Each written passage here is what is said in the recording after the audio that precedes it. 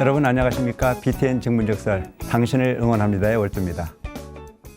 수천 년 전부터 과학자들은 웃음은 왜 생기며 건강에 어떤 영향을 주는지를 연구해 왔다고 합니다. 웃음은 심장을 튼튼하게 한다. 웃음은 암도 물리친다. 한 번의 웃음은 에어로빅 5분 효과와 같다. 네, 오랜 시간 동안 연구를 통해 얻어낸 결론들이라고 하는데요. 돈 안 내고 건강을 지키는 법이니 이 얼마나 좋습니까? 당연히 많이 웃고 건강도 지켜야겠죠. 잠시 여러분의 하루를 떠올려 보시기 바랍니다. 하루 24시간 중에 나는 몇 번이나 웃고 얼마의 시간을 웃나 하고요. 돌아보면 그리 많이도 그리 긴 시간도 아니라는 걸 알아차리실 겁니다. 매일매일 웃음으로 건강을 찾는 여러분 되셨으면 좋겠습니다. 월도 스님과 함께할 방법이 궁금하신가요? 어렵지 않습니다. 지금 핸드폰을 들어 010-7412-6331번으로 전화 주시면 월도 스님과 직접 이야기를 나누며 여러분의 고민을 풀어드립니다. 이외에도 카카오톡, 이메일, 네이버 밴드까지 다양한 방법으로 여러분들의 이야기를 기다리고 있습니다. 불자님들과 함께 만들어가는 BTN 증문즉설 당신을 응원합니다. 방송에 참여할 수 있는 기회 망설이지 말고 지금 전화 주세요. 이번 순서 월도 스님의 고민 상담소 순서입니다. 비대면 시대 여러분과 전화로 만나보는 시간인데요. 어떤 분이 전화 주셨는지 연결해 보도록 하겠습니다. 여보세요? 여보세요? 네, 반갑습니다. 예, 반갑습니다, 스님. 네, 어디 사시는 누구시죠? 저 대전에 사는 김복자예요. 저 76살 먹었어요. 네, 반갑습니다. 보살님. 네, 좋은 말씀 듣고자 신청했어요. 네, 고맙습니다. 예. 네, 어떤 사연을 다름이 전해주셨나요? 아니었고, 네, 제가 2층에 사는 할아버지한테 세를 놨는데 예, 6개월 내시고는 조금 늦는다고 그렇게 하시더라고요. 예, 그래서 3개월이 돼도 아무 말씀이 없어서 방세 좀 달라고 했더니 네. 좀 더 기다리라면서 걱정 말라고 하시더라고요. 예, 그래놓고는 또 6개월이 되고 추석이 지나도 앉아서 물어보니까 한꺼번에 좀 준다면서 예. 좀 더 기다리라고 그러더라고요. 네, 그래서 또 기다렸지요. 네. 아주 속이 상해서 왜 이렇게 자꾸 거짓말만 하냐고 내가 응? 약속을 안 지키고 했더니 이제는 억지까지 부르면서 저보고 자기 집에다 쓰레기를 갖다 놨다고 땡때를 쓰더라고요. 네, 아이고 화가 나서 그냥 어떻게 할 수가 없어서 이제 날도 풀렸으니까 그냥 방 비워달라고 그랬어요. 그랬더니 5월 15일까지 비워준다고 그러더라고요. 저기 지난 이제 2020년이지요. 예, 그러더니 그때가 가니까 또 딴소리를 또 해요. 그래서 하는 수 없이 그냥 물어서 막 경찰서도 가보고 막 그랬어요. 그랬더니 법원 앞에 가니까 저 조정분재 사무소가 있더라고요. 예, 예. 그래서 거기서 가갖고 신청을 해놓고 집이로 왔어요. 네, 조정 좀 해달라고 그 할아버지한테 어떻게 해서 나가게. 그랬더니 거기서 이제 할아버지한테 저 조정하자고 말씀을 드렸나 봐요. 그랬더니 이사보유 비용을 내가 줘야지 가지 못 간다고 그러더래요. 그래서 예. 아이고 그래서 내가 그건 당치 않은 소리라고 내가 끌어내면 끌어내지 그렇게는 못한다고 내가 그래서 내가 스님한테 어떻게 하면 좋을지 답이 안 나와서요. 무슨 네. 기도를 해야 될지 그래서 신청을 했어요. 네, 답이 보살님. 안 나와요. 아무리 생각을 해도. 보살님 지금 사연 들어보니까 예. 보살 얼마나 많이 속이 상하실까 충분히 이해는 되거든요. 벌써 한두 달도 아니고 수많은 시간 그냥 몇 개월째 받았어요. 네, 그렇게 수많은 시간을 그렇게 갈등으로 일관하시니 얼마나 속이 상하시겠어요. 근데 말도 이제 못해요. 그냥. 네, 보살님 이제 지금까지 사연 주신 내용을 보면 네. 그 할아버지께서 그 아주 극빈자가 되셔가지고 네. 그 수급자로 살고 계시는 거잖아요. 네. 그래서 동사무소에서 주는 돈을 가지고 생계를 그 영위할 수밖에 없는 할아버지잖아요. 네.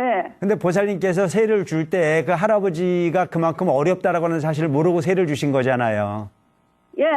그러니까 그 할아버지도 돈이 없으니까 못 주시는 건데 보살님께서 그 세입자를 선택을 잘못하신 것도 있고 네. 또 그 할아버지가 그 보살님이 바라다 볼 때는 의도적으로 돈이 있는데도 안 주는 것처럼 지금 생각이 되니까 화가 나시는 거잖아요. 그리고 어쨌든 보살님 예. 그렇게 만난 인연도 인연인데 예. 그 할아버지가 잘했다는 이야기를 하는 게 아니고 예. 내가 볼 때 인연을 잘못 만난 인연인 것 같아요. 아이고, 그래서요, 지가 내가 무슨 업을 잘못 졌길래 이렇게 힘든 복을 지었나 하고서, 네. 내 발등을 10번도 더 찍고 싶어요. 예. 그 어쨌든 지금 자꾸 그 보살님 발등을 또 찍으면 또 보살님은 아픈 거잖아요. 네. 그래 하지 마시고 예. 그 할아버지 위해서 기도해 주세요. 저 불쌍한 영감 좀 빨리 좀. 아니, 뭐라고 기도를 해야지 될까요? 그러니까 그 불쌍한 영감 마음 좀 받으셔서 문제 해결이 좀 잘 됐으면 좋겠다고 축원드리고 기도하세요. 난 진짜 이렇게 내가 기도해 본 적은 없어요. 우리 식구가 아프고 내가 아파도 그냥 한 달에 한 번씩 가고 그렇게지. 이제 40일을 가갖고 할아버지 불쌍히 여기시고 빨리 도와서 우리 집에서 나가게 좀 도와달라고 부친님한테 지가 뭐 배운 게 있어, 뭐 하는 게 있어, 뭐 맨날 책을 읽어도 뭔 말인지도 해석도 못하고. 책을 그냥, 읽고 그래야 하는 건 어려우니까 네. 그 할아버지 속히 방 비우게 해달라고 축원드리시고 네. 관세음보살 많이 부르세요. 네, 감사합니다, 스님. 네. 고마워요. 감사합니다. 네, 사랑합니다. 네. 우리 노보살님께서 월세로 그 연명을 하시고 어렵게 사시는 가운데서도 방을 하나 비워서 어려운 어르신 한 분이 월세로 들어와서 이렇게 1년 이상을 세를 받지 못하는 부분의 고통을 호소하고 계십니다. 세입자로 사시는 분들도 많이 힘드실 거고 또한 그 월세를 받아서 생활할 수밖에 없는 우리 보살님도 얼마나 힘들까 싶은 생각이 듭니다. 이럴 때일수록 조금씩 이해하고 역지사지 않은 그럴 수밖에 없는 형편에 대해서 조금 공감해 줄 수 있는 그래서 좀 측은한 마음을 낼 수 있는 부분의 마음들이 좀 됐으면 좋겠다는 생각이 듭니다. 얼마나 힘드시면 이렇게 사연을 주셨을까 싶은 생각도 들고요. 또 얼마나 힘드시면 월세를 청산하지 못하고 또 그렇게 사실 수밖에 없는 것이 우리 현실이고 본다면 아직도 우리 사회 속에서는 그늘진 곳이 많다라는 쪽의 생각이 들어서 가슴 먹먹함을 느낄 수밖에 없습니다. 그리고 많은 분들이 조금 이해하고 상대에게 배려할 수 있는 마음이 확산되어지는 그런 세상이었으면 좋겠다는 생각을 합니다.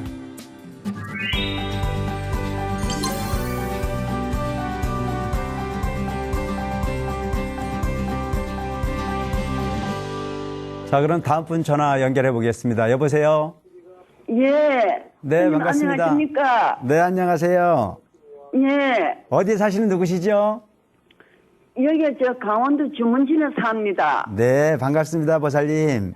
예. 어떤 사연을 전해 주셨나요? 아이고, 저는요. 네. 자식을 가슴에 묻고 사는 이런 죄인이래요. 네. 그래가지고 하도 속이 상해서 네. 아파서 갔으면은 병이 들어갔으면은 아이고 병 들어갔겠지. 네. 이래고 생각을 할 텐데 네. 너무너무 억울하게 갔습니다. 예. 마누라가 어떻게 그 땅길을 밟아가지고 네. 몇십 년을 속을 썩다가 매일 수건 하나씩 다 적시고 울면서 그렇게 사는 게 밥도 들어와야 밥을 해주지. 그리고 만약에 내가 가서 밥을 해주면은 그거는 절단나요.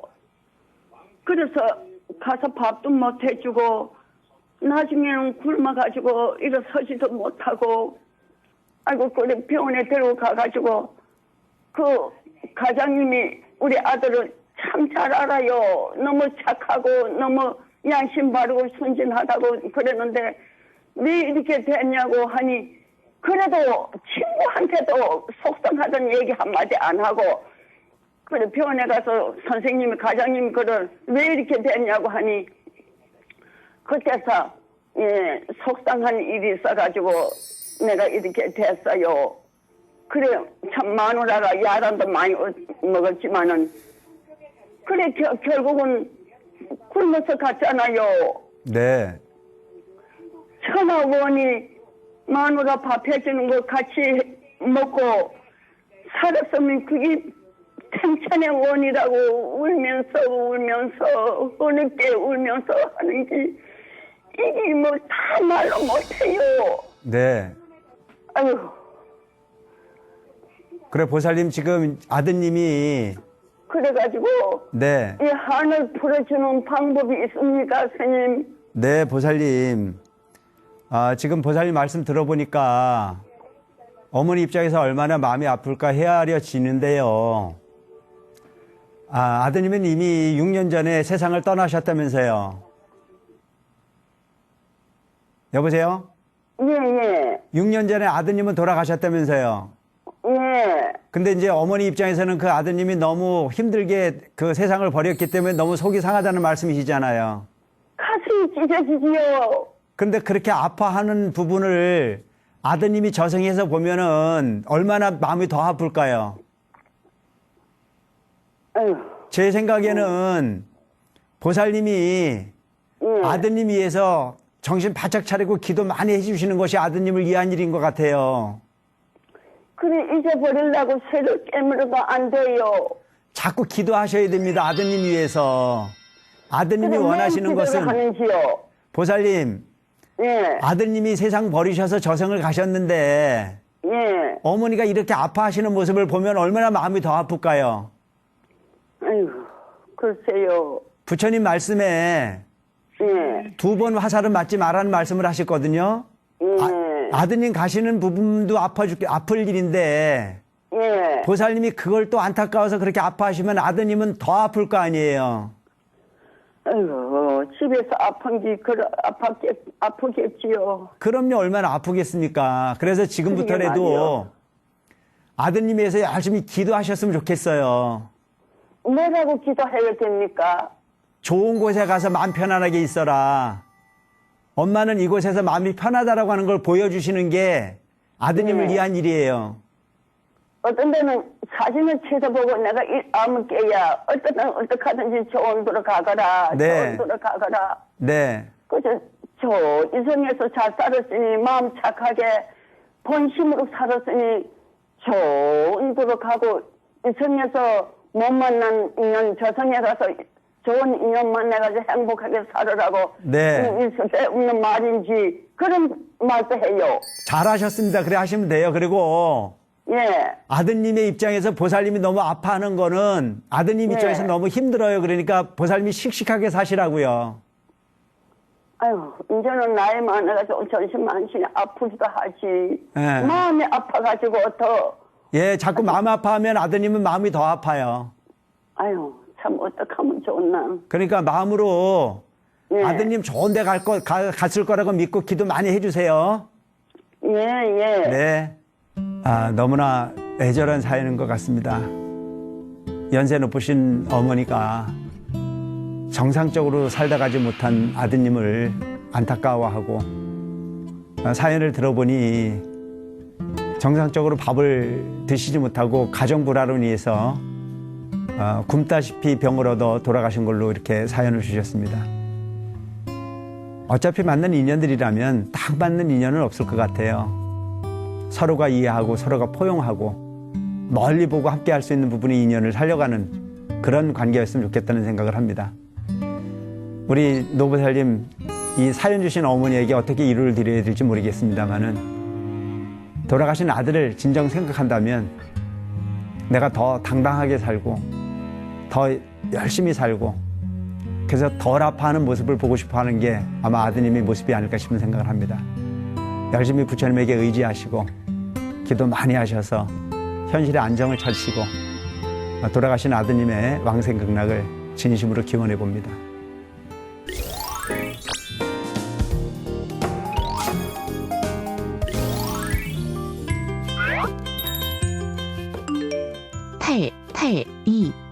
님 반갑습니다. 저는 경기도에 사는 60대 중반의 주부입니다. 우연히 인터넷에서 월도 스님의 증문즉설 코너를 보았어요. 네, 반갑습니다. 어떤 질문이 있으신가요? 저는 초보란 표현은 좀 그렇지만 종교의식 전반에 대해 초보입니다. 전 금강경 사경을 하고 있고 아침엔 남편과 천수경, 반야심경, 신묘장구를 나란히 3번을 독경하면서 108배를 드립니다. 그리고 마음속으로 관세음보살을 염하고 있는데 여기서 좀 의문이 들어서요. 네, 어떤 의문인가요? 스님들 말씀은 기도를 드릴 때 한 분을 통일해서 전념을 다하는 게 좋다고 하시고 저도 그렇게 생각합니다. 관세음보살을 염할 땐 관음경을 사경하는 게 맞을 것 같아서요. 그런데 저는 금강경 사경을 하면서 관세음보살을 염하고 있잖아요. 만일 금강경을 사경할 땐 부처님을 염해야 하나요? 너무 의문인 것 같아 부끄럽지만 여쭤봅니다. 아닙니다. 증문즉설 시간은 어떤 질문이든 좋습니다. 현재 금강경 사경 책을 10권을 미리 구매했고 아직도 4권이나 남았는데 어떻게 해야 할지 모르겠습니다. 나이 들어 이런 질문을 보내는 게 좀 창피하지만 혹시나 싶어 질문 남깁니다. 네, 궁금증. 월도 스님 초대해 여쭤보겠습니다.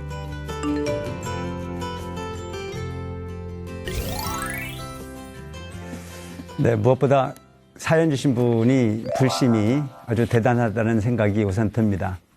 금강경을 읽을 때는 또 금강경을 사경할 때는 금강경을 설하시는 부처님의 목소리에 또 부처님의 음성에 부처님의 가르침에 주목할 필요가 있지 않겠나는 생각을 합니다. 관음경을 사경할 때는 또한 관세음보살의 그 관음경 하나하나에 우리가 주목해서 집중을 하는 것 자체가 사경의 진정한 의미가 아닐까 싶은 생각을 하고요.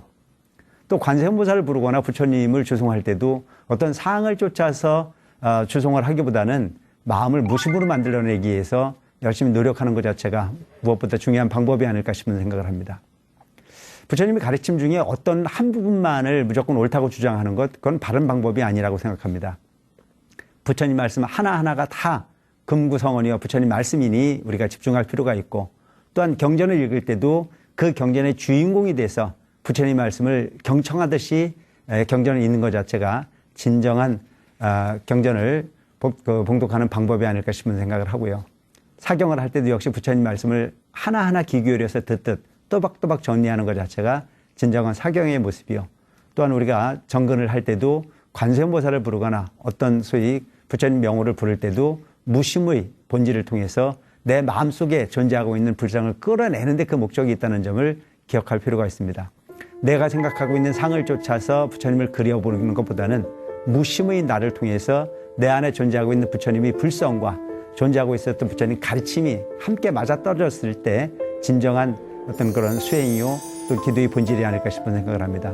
하고 계시는 부분이 불성이 아주 불심이 돈독하신 분이라고 생각을 하고요. 어떤 부분을 구분하기 이전에 현실에 그 실천하고 있는 모습에 최선을 다하다 보면 그것이 가장 바른 부처님이 가르침을 실천하는 불자의 모습이 아닐까 싶은 생각을 합니다. 지금까지 그렇게 해오셨듯이 많은 혼돈과 많은 생각을 많이 하지 마시고 지금 하고 있는 부분이 가장 바른 방법이다 라고 하는 생각을 가지고 열심히 정진하고 노력하는 불자 되셨으면 좋겠습니다.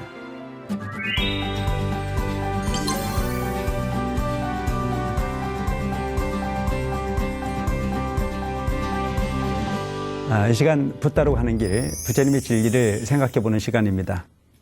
먼저 시간에는 남편의 도리에 대해서 부처님 말씀을 전해드렸다면 이번 시간에는 아내의 도리에 대해서 부처님 말씀을 이야기해 보겠습니다.